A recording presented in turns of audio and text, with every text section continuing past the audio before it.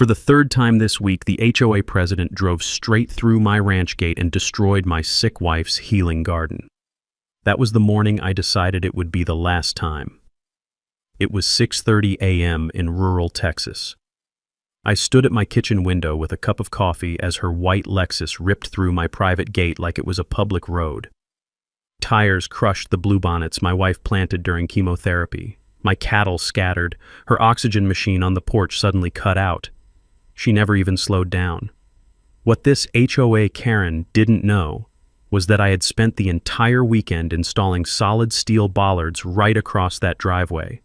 And the very next time she tried to use my land as her shortcut, her Lexus never made it through my gate again. What would you do if someone kept driving through your dying wife's sanctuary? My name's Clayton Rivers. I'm 58 years old, retired after 28 years in the Marines where I specialized in hydraulic systems on aircraft carriers. Now I tend cattle and care for my wife Sarah, who's fighting stage 3 breast cancer on our little piece of heaven in East Texas.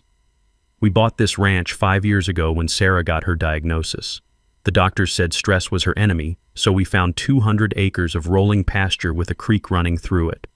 Sarah fell in love with the idea of creating a butterfly sanctuary, native Texas wildflowers that would attract monarchs during their migration. On her good days between chemo sessions, she'd sit on our wraparound porch, oxygen tank beside her chair, watching those orange and black wings dance through her garden. The ranch sits about 2 miles outside the city limits, surrounded by open land and one fancy subdivision called Meadowbrook Heights.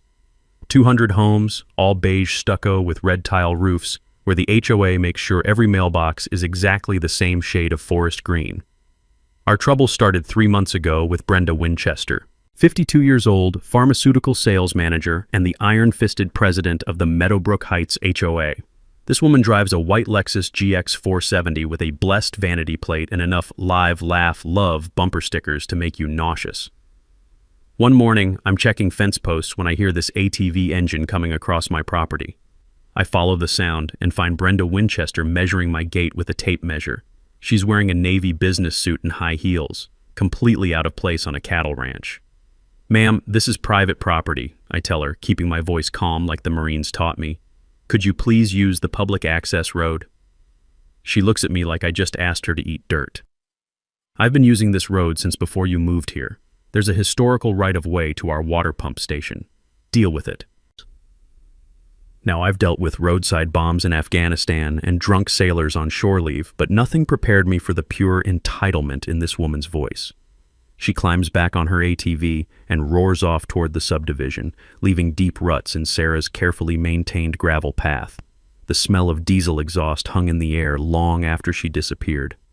I walked back to the house where Sarah was sitting on the porch, watching a monarch butterfly that had landed on her honeysuckle vine. "Who was that, honey?" she asked, her voice weak from yesterday's chemo session. "Nobody important," I said, but my hands were already shaking, not from fear, from barely controlled rage. In the military, we called it seeing red.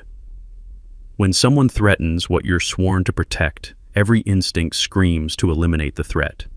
But this wasn't Afghanistan. This was Texas, where we settle things legally, usually.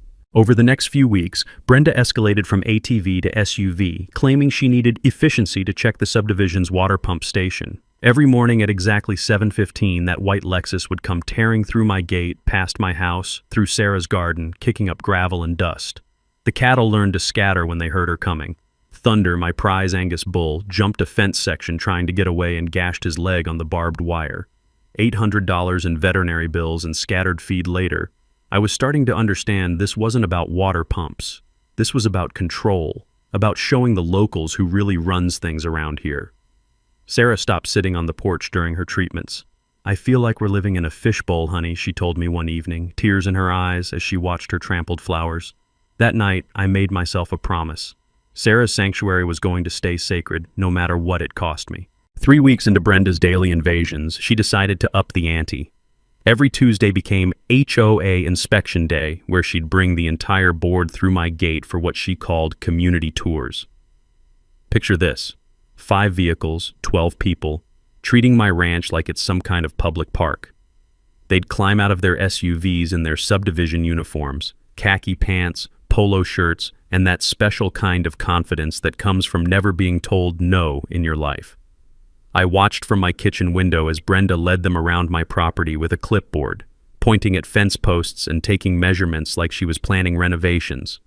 The group included the HOA treasurer, a nervous little man who kept glancing at his phone, and the vice president, a woman who wore sunglasses indoors and carried a purse that cost more than my truck payment. This area would be perfect for the community gazebo, I heard Brenda tell them, standing in the middle of Sarah's butterfly garden. She was wearing designer boots that probably cost more than most people's rent, crushing delicate Indian paintbrush under her heels. The tours weren't just disruptive, they were dangerous. 12 people tramping around a working cattle ranch, leaving gates open, making noise, spooking animals that outweigh them by 1,000 pounds. My cattle scattered across all 200 acres, breaking through fence sections and mixing up the herds I'd spent months organizing. Thunder, my prize Angus bull, panicked during one of these inspections and crashed through a corner post trying to escape. The barbed wire caught his left hind leg, opening a gash that required 47 stitches and 3 weeks of antibiotics. Dr. Martinez, our large animal vet, shook his head as he sutured the wound. These animals don't understand tourists, Clayton. Next time might be worse. But the worst part was watching Sarah. My wife, who'd found peace in this place during the hardest fight of her life, started flinching every time she heard car doors slamming in our driveway. Her oncologist noticed the stress affecting her treatment response. Blood pressure up, white cell count down, sleep patterns disrupted. I had to do something, but I needed evidence. So I went shopping. Military training teaches you that intelligence wins wars, not firepower. I spent $800 at the electronics store on 6 trail cameras with motion sensors, the same passive infrared technology we used for perimeter security overseas. I positioned them with overlapping coverage zones, concealed in fence posts and tree branches, creating a surveillance net that would make the Pentagon proud. The cameras revealed something interesting. Brenda wasn't just bringing HOA members through my property, she was charging them. I caught her on video collecting $50 bills from neighbors who wanted to experience what she advertised on the Meadowbrook Heights Facebook page as authentic Texas ranch tours. Here's a knowledge nugget for you. Trail cameras use passive infrared sensors that detect heat signatures from up to 40 feet away. They're motion-activated, weatherproof, and can run for 6 months on lithium batteries. Same technology the military uses, but you can buy them at any sporting goods store. Translation: you can document trespassing professionally without spending a fortune. But catching Brenda in the act wasn't a deterrent. It was just intelligence gathering. She spotted my cameras on her 3rd tour and actually smiled and waved at them. "Can't stop me from using my road," she called out, like she was daring me to try. That evening, I sat at my kitchen table reviewing the footage on my laptop. 47 separate trespassing incidents in 3 weeks, each one time-stamped and GPS tagged. I cross-referenced the dates with HOA meeting minutes that Brenda posted online, looking for patterns. The pattern was chilling. Every ranch tour happened exactly 1 day before HOA votes on rural property concerns. She was using my land to build political support for whatever scheme she had planned next. I called my Marine buddy Jake, who'd become a lawyer after his discharge. He reviewed the video footage and whistled low. "Clayton, this is clear criminal trespassing with commercial intent, but proving she's charging for access to your property requires more documentation." "What kind of documentation?" "Financial records, advertising materials, witness statements. Build a case that shows pattern and intent." That night, Sarah found the energy to plant a new section of her butterfly garden, zinnias and cosmos that would bloom in late summer. She worked slowly, stopping frequently to rest, but her eyes had that determined sparkle I'd fallen in love with 28 years ago. "No one drives through your flowers again," I promised her. "I know, honey. I trust you." But trust wasn't going to be enough. This was just the beginning. 2 weeks later, Brenda made her boldest move yet. She filed an official claim with the county for a right-of-way easement on my property and announced plans to install an HOA security booth right next to my gate. The letter from county planning hit my mailbox like a legal grenade. Notice of easement claim hearing, Meadowbrook Heights HOA versus Rivers Ranch property. The hearing was scheduled for the following Thursday at 2 p.m. "Community safety requires monitoring rural activities," Brenda explained to the local newspaper. "We need to ensure agricultural operations don't impact our neighborhood's property values." The immediate impact was devastating. My bank received a county inquiry about property boundaries and promptly froze my equity line of credit. Sarah's medical bills were stacking up, and we'd been counting on that credit to cover her treatments. The insurance company launched their own investigation into alleged commercial use of our ranch, threatening to void our homeowner's policy. Neighbors started asking questions. "Is it true you're running some kind of business out there, Clayton?" The doubt in their voices cut deeper than Brenda's lies. I couldn't sleep that night, lying next to Sarah in our bed, listening to her oxygen concentrator cycling on and off. My hands were shaking again, the first time since Afghanistan. This wasn't combat, but it felt like war. The next morning, I hired a professional surveyor and drove to the county courthouse. If Brenda wanted to play legal games, I'd show her what 28 years of military precision looked like applied to civilian problems. The surveyor, a grizzled old-timer named Pete, used GPS equipment accurate to within 2 inches, the same satellite technology that guided artillery strikes overseas.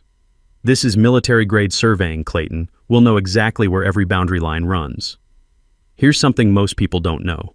Professional survey equipment uses the same GPS satellite constellation as military targeting systems.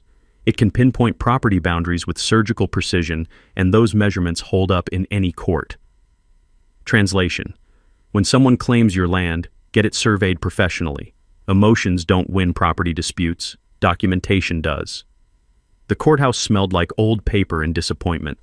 I spent 6 hours in the basement records room, photographing decades of property deeds and easement documents. Military training kicked in, systematic intelligence gathering, pattern recognition, attention to detail. What I found made my blood run cold. There were no historical easements on my property. None.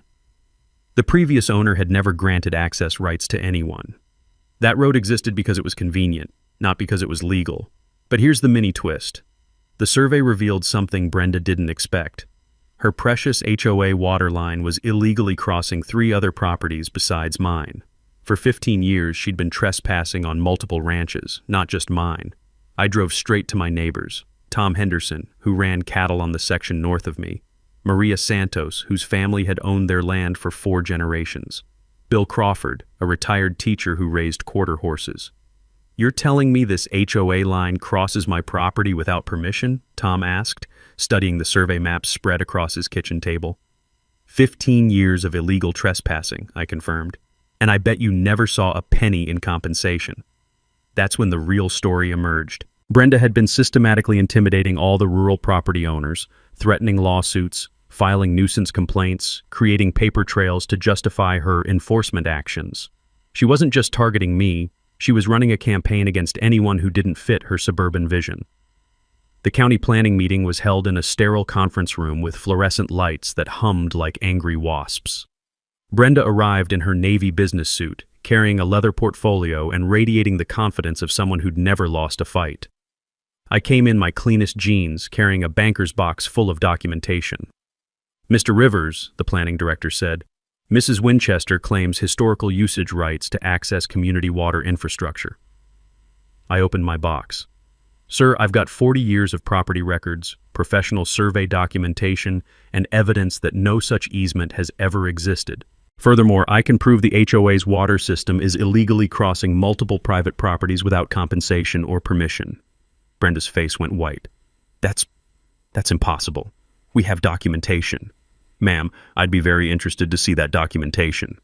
The planning director leaned forward. "Mrs. Winchester, do you have legal easement documents for the property access you're claiming?" I watched her squirm for 30 seconds of beautiful silence before she said, "I'll need to consult with our attorney." "Then this hearing is postponed pending documentation review," the director said. As we filed out of the room, the planning director pulled me aside. "Off the record, Mr. Rivers. Her claim has no merit, but she's got political connections. Document everything." That night, Sarah was strong enough to sit on the porch. We watched a pair of monarch butterflies dancing around her zinnia patch as the sun set behind our pastures. "How'd it go today?" she asked. "We're winning," I said, "but this isn't over." Brenda Winchester didn't take losing gracefully. 2 days after the county meeting, she filed a formal nuisance complaint against our ranch, demanding what she called agricultural modernization and threatening daily fines of $500 until we complied with her undefined standards. The complaint was 12 pages of legal gibberish that basically boiled down to, "This cattle ranch makes our neighborhood look bad, so shut it down." She claimed our livestock operations violated health codes, our structures needed inspection, and our property was reducing home values in Meadowbrook Heights by an average of $15,000 per house. The county inspector showed up the next Tuesday morning in a white pickup truck with official plates. His name was Rodriguez, and he looked like a man who'd rather be fishing than dealing with HOA drama. "Mr. Rivers, I've got to investigate this complaint, but between you and me, it looks like bureaucratic harassment. Your operation is cleaner than most facilities I inspect." Still, he had to follow protocol. 3 hours of walking my property, checking feed storage, water systems, and waste management. Everything passed, but the stress was eating Sarah alive. She collapsed during her chemo session that Thursday and spent the night in the hospital. I sat in that plastic chair next to her bed, listening to monitors beep and watching IV drips, making a decision that would change everything. The smell of antiseptic couldn't mask the scent of fear in that room. Fear that stress was winning the battle against cancer. That weekend, I drove back to the courthouse. 3 days in the records room, photographing every document I could find. Military intelligence training from Afghanistan, applied to Texas property law. I was looking for patterns, inconsistencies, anything that would explain Brenda's confidence. Here's what most people don't understand about public records. They're public for a reason. Property deeds, permit applications, tax records, it's all there if you know how to look. I spent 72 hours learning the paper trail of my own neighborhood, and that's when I found the smoking gun. The original water easement that Brenda claimed gave her access rights had expired in 1987. Expired, as in no longer valid, no longer legal. The county had sent official notice to the HOA requiring renewal, but nobody ever responded. The legal department assumed compliance and never followed up. For 15 years, Brenda Winchester had been trespassing on my property and 3 others, operating an entire water system on expired permits. She was running a sophisticated criminal enterprise, and she probably didn't even realize it. Here's a knowledge nugget that could save your property. Easements aren't permanent unless specifically written that way. Most utility easements require periodic renewal, and if they expire, the property owner can revoke access. Always check the original documents. Translation: just because someone's been using your land doesn't mean they have the legal right to keep using it. I called my lawyer buddy Jake and read him the findings over the phone. "Clayton, this is bigger than trespassing. Document forgery is a federal crime when it involves property rights. If she's been falsifying easement documents, we're talking fraud charges." I spent the next week gathering evidence from my neighbors. Tom Henderson had his own horror stories. Maria Santos showed me threatening letters about agricultural compliance. Bill Crawford had photographs of Brenda's people measuring his horse pastures without permission. The pattern was undeniable. Brenda wasn't just an entitled HOA president. She was systematically targeting rural property owners to force them into compliance or buyouts. This was economic warfare disguised as community development. My trail cameras captured something interesting during this investigation phase. Brenda's husband, a quiet man who worked for the county water department, came to my gate at midnight on a Wednesday. He stood there for 20 minutes, studying my fence posts and gate structure, taking measurements with a tape measure. The mini twist came the next morning. I was reviewing the footage when my phone rang. Unknown number, but I answered anyway. "Mr. Rivers, this is David Winchester, Brenda's husband. I need to talk to you." "About what, sir?" "About documents my wife has been creating. I think you should know what you're really dealing with." We met at a diner in town, away from both our neighborhoods. David Winchester looked like a man carrying a heavy burden. He slid a manila folder across the table. "These are copies of the original easement documents from 1987, the real ones. What Brenda's been showing the county, those aren't legitimate." Yo. Inside the folder were photocopies of the actual expired easement, the county's renewal notice, and something that made my coffee taste like ash. Forged documents with signatures, notary stamps, and county seals that had been created sometime in 2005. "Why are you showing me this?" I asked. "Because what she's doing isn't just wrong, it's criminal, and I won't be part of it anymore."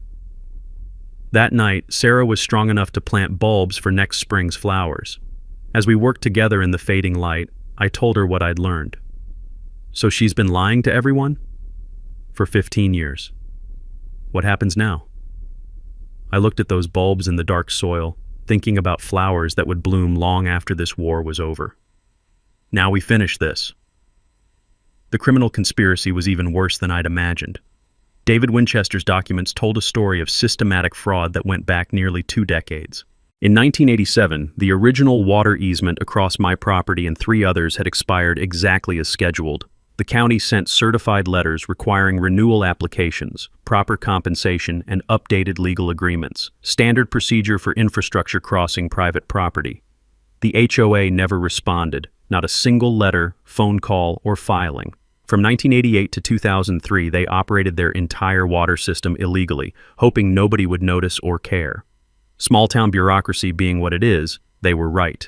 The legal department assumed compliance, filed the paperwork in some dusty cabinet, and moved on to more pressing issues. Then in 2004, Brenda Winchester became HOA president. Smart woman, pharmaceutical sales background, understood how systems worked. She discovered the expired easement problem during a routine audit and realized her entire community was vulnerable to water shutoffs if property owners ever figured out the truth. So she solved it the criminal way. David Winchester had copies of everything. The forged easement documents, backdated to 1985 with signatures from people who'd been dead for years. Notary stamps from officials who'd never notarized anything related to water rights. Even a county seal that hadn't been adopted until 1995, mysteriously appearing on documents supposedly created a decade earlier. The document forensics are amateur hour, Jake told me over the phone after reviewing David's evidence. Digital printing on papers supposedly from 1985, photocopied signatures, notary seal from someone who died in 1990. Any federal investigator would spot this in 5 minutes. But here's what made it a sophisticated criminal enterprise. Brenda had done this on 3 other properties besides mine. 4 separate acts of document forgery, representing over $500,000 in stolen property rights over 15 years. This isn't just trespassing anymore, Jake continued. We're talking federal wire fraud, mail fraud, conspiracy, civil rights violations under color of law. She could be looking at decades in federal prison. The power dynamic had completely shifted. For months, I'd been playing defense, reacting to Brenda's moves, feeling like the underdog fighting superior forces. Classic asymmetric warfare, small unit against a larger, better-equipped enemy. But now I realized the truth. I wasn't fighting a superior enemy. I was dealing with a criminal who'd been running a bluff for 15 years, hoping nobody would call her on it. David Winchester's revelation changed everything. She's convinced herself the forgeries are legal because they've been unchallenged for so long. That's her weakness. She thinks she's untouchable. The psychological profile made sense. Brenda Winchester had spent 15 years believing her own lies, surrounding herself with people who validated her version of reality. She'd never faced serious opposition because small-town property owners don't usually have the resources to fight HOA legal teams. But she'd never dealt with a marine engineer who specialized in finding weak points in complex systems. I spread David's documents across my kitchen table, studying them with the same attention I'd once applied to roadside bomb patterns. Signatures, dates, notary seals, paper stock, printing methods. Everything told a story if you knew how to read it. Sarah joined me at the table, her oxygen tank humming softly beside her chair. Even weakened by chemo, her mind was sharp as ever. She's been stealing from everyone, Sarah said, tracing the timeline with her finger. 200 families paying water bills for stolen access. 4 property owners losing rights they never gave up. How much money has she taken? I did the math. Average water bill increase over 15 years, multiplied by 200 homes, factored for infrastructure costs that should have been properly negotiated. Conservative estimate $1.8 million in fraudulent charges. This isn't just about our ranch anymore, I told Sarah. This is about justice for an entire community. The legal strategy crystallized in my mind like a tactical plan coming together. Document the fraud, expose it publicly, coordinate with law enforcement, and make sure the evidence was so overwhelming that Brenda couldn't lie her way out. But first, I needed to set the trap. Because I had a feeling that when Brenda realized her criminal empire was crumbling, she'd make one final desperate move, and I wanted to be ready for her. Military operations succeed through planning, preparation, and precision execution. Brenda Winchester was about to learn what happens when you declare war on a marine engineer who specializes in hydraulic systems. My first call was to a security contractor in Houston who specialized in embassy protection. Vehicle barriers, specifically. The technology that protects American diplomats in hostile territories was available to Texas ranchers who could afford it. "You want bollards that'll stop a Lexus SUV at 15 miles per hour?" the contractor asked. "That's easy. Question is, you want them damaged or destroyed?" "Completely disabled," I said, "but legal. I want documentation that proves they were warned and chose to ignore it." The system he designed was beautiful in its simplicity. 2 steel bollards, 6 inches in diameter, hydraulically operated, designed to retract flush with the ground when deactivated. When triggered, they'd rise to 3 feet in height in half a second, powered by 3,000 psi hydraulic pressure, enough force to stop a dump truck. Here's the technical knowledge you need. Hydraulic bollard systems use the same pressure principles as aircraft carrier catapults. Compressed fluid in a closed system creates tremendous mechanical advantage. A small pump can generate enough force to destroy any civilian vehicle. Translation: the technology that protects embassies worldwide can protect your private property too. The sensor system was equally sophisticated, weight-detecting pressure plates embedded in the road surface, calibrated for vehicles over 3,000 pounds traveling faster than 5 miles per hour. Motion sensors provided backup detection, and everything fed into a central controller with remote override capability. Total cost, $12,000 installed. About what I'd been spending annually on Brenda's property damage. But the physical trap was only one element of the strategy. I needed legal documentation that would stand up in federal court. Jake connected me with a prosecutor friend who specialized in white-collar crime. Jennifer Martinez had spent 10 years with the FBI Financial Crimes Unit before moving to Texas. She reviewed David Winchester's evidence and whistled appreciatively. "This is the cleanest document forgery case I've seen in years. Federal prosecutors love slam dunks like this." I filed comprehensive complaints with the county sheriff, district attorney, state attorney general, and FBI field office. Each package included the same evidence: original expired easements, forged documents, financial analysis, victim statements, and property damage documentation. The investigation timeline coordinated perfectly with Brenda's schedule. Every spring, the HOA held its annual water system inspection, inviting county officials, board members, and residents to tour the infrastructure.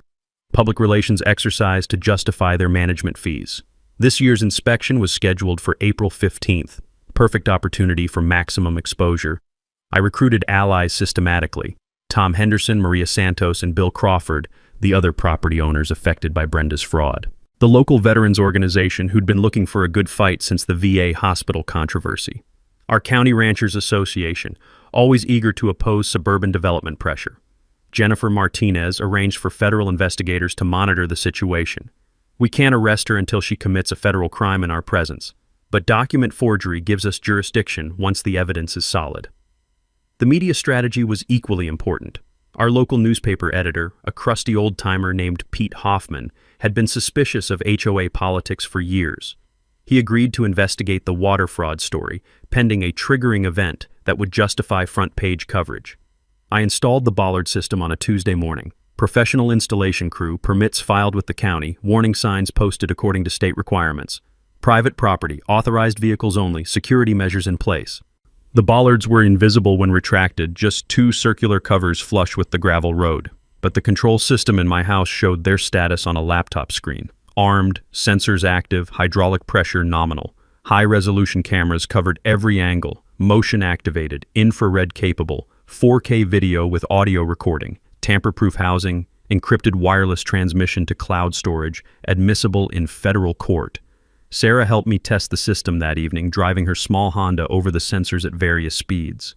Below 5 miles per hour, nothing happened. The bollards stayed down. Above that threshold, warning lights activated before the bollards would deploy. "It's like a mousetrap," Sarah observed, watching the laptop display. "But for someone who's been stealing cheese for 15 years. The final preparation was psychological. I studied Brenda's patterns, her personality, her triggers. Entitled people don't back down when challenged. They escalate. She'd spent 15 years believing she was legally untouchable. When that illusion cracked, she'd make a desperate move to prove her power. I was counting on it. The week before the water inspection, I sent Brenda Winchester a certified letter. Professional, polite, direct. Please use public access roads for all future HOA business. Private property will be protected by security measures as of April 10th. She signed for it on a Thursday. By Friday, the neighborhood gossip network was buzzing with rumors about terrorist tactics and veteran extremism. Sunday night, I set the Bollards to active mode. Monday morning, I sat on my porch with Sarah, drinking coffee and watching monarchs dance around her butterfly garden. "You ready for this?" she asked. "Been ready my whole life." Brenda Winchester's response to my security measures was swift, panicked, and completely illegal. The first sign of desperation came Tuesday morning. My phone started ringing at 6 a.m. Angry calls from Meadowbrook Heights residents who'd received emergency notices about a water crisis caused by uncooperative rural property owner. "Is it true you're holding our water system hostage?" asked Mrs. Patterson, an elderly widow who'd never spoken to me before. "Ma'am, I've never interfered with your water supply. The HOA has been illegally accessing infrastructure across my property, and I've installed security to protect my rights." But the damage was done. Brenda's emergency HOA meeting drew over 100 residents to the community center. I watched from my truck in the parking lot as she addressed the crowd through the windows, gesticulating dramatically at poster boards covered with charts and diagrams. The meeting lasted 2 hours. Afterward, residents filed past my truck, some glaring, others looking confused. Tom Henderson stopped to talk. "She's claiming you're demanding ransom payments for water access," he said. Showed financial projections about rate increases if they have to pay for proper easements. What did the residents say? Split down the middle. Half believe her sob story, half are asking why they never knew about easement issues before. That afternoon, Brenda escalated to direct threats. A certified letter from a Houston law firm demanded for immediate removal of illegal barriers. The language was aggressive, threatening $2 million in damages for intentional interference with community infrastructure. The letter claimed I was violating federal interstate commerce laws, state utility regulations, and county emergency access requirements. Pure legal gibberish, but intimidating enough to scare most property owners into compliance. Jake read the letter and laughed. This attorney has no idea what his client's really done. He's threatening federal action against someone who's documented federal crimes by his client. But the real escalation came Thursday night. My trail cameras caught Brenda's husband David creeping around my gate at 2 a.m. examining the bollard installation with a flashlight. He spent 20 minutes measuring, photographing, and testing the sensor zones. Friday morning brought the mini twist I'd been expecting. David Winchester called my cell phone directly. "Mr. Rivers, I need to warn you about something. Brenda's planning to sabotage your security system during the water inspection Monday. She's hired people to disable it." "What kind of people?" "Men with tools. She's convinced the residents that your barriers are illegal, and she's planning to remove them in front of everyone as a demonstration of community action." This was perfect. Conspiracy to commit vandalism, destruction of property, criminal mischief, all federal crimes when committed to further an existing fraud scheme. "David, why are you telling me this?" "Because I filed for divorce yesterday. I won't be part of her criminal enterprise anymore." I immediately called Jennifer Martinez, the federal prosecutor. She was fascinated by the development. Conspiracy to destroy evidence in a federal investigation? That's obstruction of justice. We can arrest her the moment those tools touch your property. Saturday morning, I upgraded the security system. Additional cameras, motion sensors, and a direct emergency line to the sheriff's department. If Brenda wanted to commit federal crimes in front of witnesses, I'd document every second. The psychological pressure was getting to her. Social media posts became increasingly erratic. Friday evening, she live-streamed a rant about rural extremism threatening family safety. The video went viral on the neighborhood Facebook groups, but not in the way she expected. Comments poured in questioning her version of events. Why wasn't easement renewal handled properly? What documentation exists for these access rights? How much has this cost us over the years? Her responses became defensive, then angry, then desperate. "You people don't understand legal complexities. I've been protecting this community for 15 years while ungrateful residents question my expertise." Sunday afternoon brought the final escalation. Brenda organized what she called a convoy for community water rights. 15 HOA vehicles planning to drive through my ranch simultaneously during Monday's inspection. She announced the plan on Facebook Live. Tomorrow, we're going to demonstrate that no one threatens our community's water supply. Rural extremists need to understand that 200 families won't be intimidated by one angry veteran. The video revealed everything I needed to know about her mental state. Rapid speech, defensive posture, increasingly wild accusations. This wasn't strategic thinking. This was panic. Jennifer Martinez watched the live stream from her office. She's going to commit multiple federal crimes on camera in front of witnesses while live streaming the evidence. I've never seen a cleaner criminal case.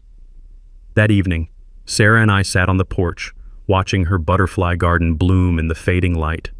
Monarchs were arriving for their spring migration, just like she'd planned. Tomorrow's going to be interesting, she said. Tomorrow's going to be justice. Monday morning arrived with the crisp clarity that only comes before a perfect storm. Brenda Winchester was about to stage the most spectacular criminal confession in Texas legal history.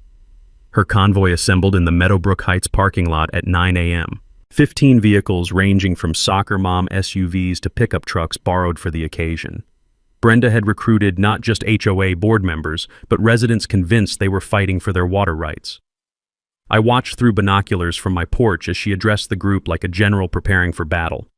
She'd hired what she called a security consultant, a man in tactical gear who looked like he'd been rejected from every legitimate security company in Houston. The plan, according to her continued Facebook live streaming, was simple. Drive through the ranch en masse, overwhelm any security systems through sheer numbers, and physically remove the bollards with crowbars and power tools. We're going to show this rural extremist that community rights supersede individual property claims, she announced to her phone camera. 200 families deserve water, more than one selfish veteran deserves privacy. What she didn't know was that her security consultant was actually an unlicensed private investigator named Marcus Webb, who'd been convicted of fraud in Louisiana and was operating illegally in Texas. Jennifer Martinez had identified him through his license plate during surveillance. At 10:15 a.m., the convoy started moving. 15 vehicles in formation, Brenda's white Lexus in the lead, driving toward my ranch like some suburban militia heading to war. I activated the bollard system from my laptop, armed all cameras, and called the sheriff's department emergency line. 15 vehicles approaching for coordinated trespassing, federal investigators standing by. The morning air smelled like blooming bluebonnets and diesel exhaust as Brenda's convoy approached my gate. Sarah sat beside me on the porch in her wheelchair, oxygen tank humming, determined to witness justice in person. "You sure this is going to work?" she asked. "Honey, I spent 28 years preparing for this moment." The convoy slowed at my gate, engines idling while Brenda consulted with her security team. Through her live stream, we could hear her coordination efforts. "Remember, we have every legal right to access community infrastructure. Don't let intimidation tactics stop us." What happened next was the mini-twist that made this case federal prosecutors' dream scenario. As Brenda prepared to drive through my gate, 3 unmarked federal sedans pulled up behind the convoy. FBI agents Jennifer Martinez had positioned for surveillance suddenly found themselves witnesses to conspiracy in progress. But Brenda was too committed to her narrative to back down. Seeing the federal vehicles, she assumed they were county officials supporting her position. She actually waved at the agents and announced into her phone camera, "Even law enforcement recognizes our legitimate community rights." At 10:47 a.m., Brenda Winchester accelerated her white Lexus GX 470 through my gate at approximately 15 miles per hour. The weight sensors triggered, hydraulic pressure engaged. Steel bollards rose from the ground in half a second with a mechanical clang that echoed across the county. Brenda's undercarriage met 3,000 psi of Texas justice. The impact was devastating. Transmission case cracked, oil pan ruptured, radiator destroyed. Her Lexus went from luxury transportation to immobile scrap metal in the time it takes to blink. Steam rose from the engine compartment. Transmission fluid pooled on my gravel road. Her horn blared continuously from the impact damage, creating a soundtrack of mechanical distress that perfectly matched the situation. Brenda was trapped. Forward motion blocked by bollards. Reverse prevented by trailing vehicles, stuck between steel posts, live streaming her humiliation to the internet. The convoy behind her panicked. 15 vehicles trying to reverse simultaneously in a narrow road, blocking each other's escape, creating the kind of traffic nightmare that usually only happens during hurricane evacuations. FBI agent Martinez approached Brenda's disabled vehicle with federal warrant paperwork already prepared. "Mrs. Winchester, you're under arrest for criminal trespassing, conspiracy to commit vandalism, document forgery, wire fraud, mail fraud, and obstruction of justice." Brenda's live stream was still running, broadcasting her arrest to hundreds of viewers who'd been following her community action campaign. Comments exploded with shock, confusion, and slowly dawning understanding of what they'd really been witnessing. "This is illegal," Brenda screamed through her shattered windshield. "I have documentation. I have rights." "Ma'am, your documentation consists of forged federal instruments. You've been operating a criminal enterprise for 15 years. The security consultant tried to flee on foot across my pasture but was tackled by Agent Rodriguez near Sarah's butterfly garden. Watching a criminal get arrested in a field of blooming wildflowers felt like poetic justice. By noon, 3 people were in federal custody, 15 vehicles were impounded as evidence, and the Meadowbrook Heights water crisis was over. The smell of leaked transmission fluid couldn't mask the sweet scent of justice finally served. The scene at my ranch looked like something from a disaster movie, if disasters involved federal arrests and mechanical justice. Brenda Winchester's white Lexus sat disabled between my steel bollards like a monument to criminal stupidity. Steam continued rising from the destroyed engine, and that continuous horn blast created a soundtrack that could probably be heard in the next county. Transmission fluid spread across the gravel in an abstract art pattern that would make Jackson Pollock proud. Within minutes, my ranch became the center of a law enforcement convention. 3 FBI vehicles, 2 county sheriff cruisers, 1 state police unit, and a tow truck that would need heavy-duty equipment to extract Brenda's vehicle from its steel trap. But the real audience was growing by the minute. Word spreads fast in rural Texas, especially when it involves federal arrests and mechanical carnage. Neighboring ranchers arrived on horseback and in pickup trucks. Veterans from the local VFW post came to support one of their own. Even some Meadowbrook Heights residents showed up, drawn by curiosity and the entertainment value of watching their HOA president get arrested on livestream. News crews from 2 different stations were already en route, having monitored Brenda's Facebook Live coverage of what she'd promoted as community action for water rights. Agent Jennifer Martinez took control of the scene with the efficiency of someone who'd done this before. She approached Brenda's trapped vehicle with federal warrant paperwork and a voice amplifier that ensured everyone could hear the charges. "Brenda Winchester, you're under arrest for violations of federal fraud statutes, specifically document forgery, wire fraud, mail fraud, conspiracy to commit vandalism, and obstruction of justice in an ongoing federal investigation." Brenda's response, broadcast live to her Facebook audience, was pure panic mixed with entitled rage. "This is illegal. You can't do this. I have community support. I have rights." "Ma'am, your rights don't include forging federal documents or trespassing on private property." The crowd was growing. Tom Henderson arrived with Maria Santos and Bill Crawford, the other property owners affected by Brenda's 15-year fraud scheme. Local veterans formed an honor guard around Sarah's wheelchair, ensuring she had front row seats to justice being served. Here's when I delivered my mic drop moment. Walking calmly to the disabled vehicle, I handed Agent Martinez a complete evidence package I'd prepared for this exact situation. "Agent Martinez, this folder contains 15 years of documented fraud, including forged easement documents, financial analysis showing $1.8 million in stolen property rights, and video evidence of criminal trespassing." I paused to look directly at Brenda through her broken windshield. "Ma'am, this is what happens when you declare war on a marine engineer." The crowd erupted in applause. Sarah's oxygen tank couldn't mask her laughter. Even some of the federal agents were grinning. But the real theatrical moment came when I activated my ranch's digital billboard, a purchase I'd made specifically for this day. The message was visible from the road and perfectly framed for news cameras. "Water easement forged, 2005, 15 years of criminal fraud, evidence available to media and investigators." Below that, side-by-side images of the original 1987 easement and Brenda's forged documents, with circles highlighting the obviously falsified signatures and impossible dates. The visual impact was devastating. 200 Meadowbrook Heights residents realized they'd been paying inflated water bills to fund a criminal enterprise. The evidence was so clear that even non-lawyers could understand the fraud scope. News cameras captured everything: the destroyed Lexus, the federal arrest, the evidence billboard, and the growing crowd of witnesses. This was going to be the lead story on every local news station. Marcus Webb, the fake security consultant, provided additional entertainment by trying to escape across my pasture and getting tackled near Sarah's butterfly garden. Agent Rodriguez was practically laughing as he applied handcuffs. "Sir, you're under arrest for unlicensed private investigation, conspiracy to commit vandalism, and being really bad at running." The tow truck operation required special equipment. The Bollards had to be hydraulically lowered to extract Brenda's vehicle, which revealed the complete destruction of her undercarriage, $75,000 of German automotive engineering, reduced to scrap metal by $12,000 worth of Texas justice. As they loaded her destroyed Lexus onto the flatbed truck, I couldn't help but notice the irony.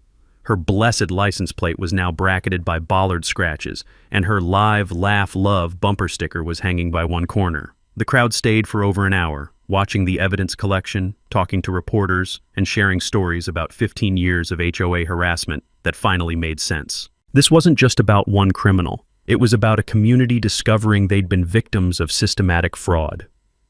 Sarah squeezed my hand as the last federal vehicle left our property. "Think it's over?" I looked at her butterfly garden, where monarchs were landing on blooms that would never be disturbed by unauthorized traffic again. "Honey, it's finally over." Justice moved surprisingly fast once federal prosecutors had video evidence of crimes committed on live stream. Brenda Winchester pled guilty to 7 federal charges 3 months later, accepting a plea agreement that included 4 years in federal prison and $2.3 million in restitution. Her attorney advised her that fighting the charges would only result in additional conspiracy counts and a longer sentence. The evidence was overwhelming: forged documents, video confessions, financial records, and witness testimony from her own husband. David Winchester received immunity in exchange for cooperation, providing prosecutors with insider details about 15 years of systematic fraud. Marcus Webb, the fake security consultant, got 18 months for conspiracy and operating without a license. His criminal record in Louisiana revealed this wasn't his first attempt at privatized law enforcement. The HOA board dissolved completely within 2 weeks of the arrests. Emergency elections brought in new leadership that immediately negotiated legitimate easement agreements with all affected property owners. My ranch received $5,000 annually for legal waterline access, fair compensation that should have been paid decades ago. The class action lawsuit representing 200 Meadowbrook Heights residents settled for $1.8 million, recovering 15 years of overcharges for fraudulent infrastructure costs. Each family received approximately $9,000, plus legal fees covered by Brenda's seized assets. Sarah's medical bills, which had been mounting during the stress of our legal battle, were completely covered by donations from the Veterans Organization and settlement overflow funds. Her oncologist reported that removing the stress dramatically improved her treatment response. My Bollard system became a neighborhood attraction. Property rights attorneys from across Texas visited to study the installation, and I started consulting part-time with other property owners facing HOA harassment. Turns out there's a market for military precision applied to civilian property defense. The Spring Water Festival launched 6 months later, funded by settlement money and designed to celebrate legal water access and community cooperation. Sarah's butterfly garden became the festival centerpiece, attracting monarch researchers from the state university who established a permanent observation station. The festival also served another purpose: education. Displays explaining property rights, easement law, and document authentication helped residents understand how they'd been victimized and how to prevent future fraud. Relations between rural and suburban residents improved dramatically once everyone understood the real story. The new HOA leadership partnered with local ranchers for educational programs, connecting suburban kids with agricultural heritage and environmental conservation. Sarah's health improved remarkably with the stress removed from our lives. Her cancer entered remission 8 months after Brenda's arrest, and her butterfly garden expanded to cover 3 acres of native Texas wildflowers. "Fighting for our home brought us closer than 20 years of peace," she told me one evening as we watched monarchs dancing in the sunset. The legal victory established important precedent for property rights in Texas. Agricultural properties now had stronger protection against fraudulent development pressure, and HOA power was limited by stricter oversight requirements, But the most important outcome was personal. Our ranch remained the healing sanctuary Sarah needed during her cancer battle. The butterfly garden flourished undisturbed, attracting monarch migrations that brought joy during her darkest treatment days. From surplus settlement funds, we established the Ranch Rights Legal Defense Fund, providing free legal aid for veterans and rural property owners facing HOA harassment or predatory development pressure. The fund prevents others from suffering the intimidation and financial pressure we'd endured. Jake, my Marine buddy turned lawyer, became the fund's managing attorney, specializing in property rights cases with military precision and veteran determination. 6 months after the arrests, I received a handwritten letter from federal prison. Brenda Winchester, expressing remorse and requesting forgiveness for the pain she'd caused Sarah during cancer treatments. I showed the letter to Sarah, who read it thoughtfully before responding, "Forgiveness is for our healing, not her redemption. I forgive her, but consequences remain." The Bollards are still active, though they've never needed to engage again. Word spreads quickly in rural communities about what happens when criminals target the wrong ranch. But that's not the end of the story. 3 months later, another Karen from the next county over tried to claim mineral rights under our land, armed with similarly fraudulent documentation and entitled attitude. Big mistake. If you've got an HOA nightmare story, share it below. I read every comment and respond to questions about property rights defense. And hit subscribe because these Karens never learn, and apparently neither do I. The Ranch Rights Legal Defense Fund is always looking for new cases where military precision can serve civilian justice. Remember, your property rights are worth fighting for, and documentation beats intimidation every single time.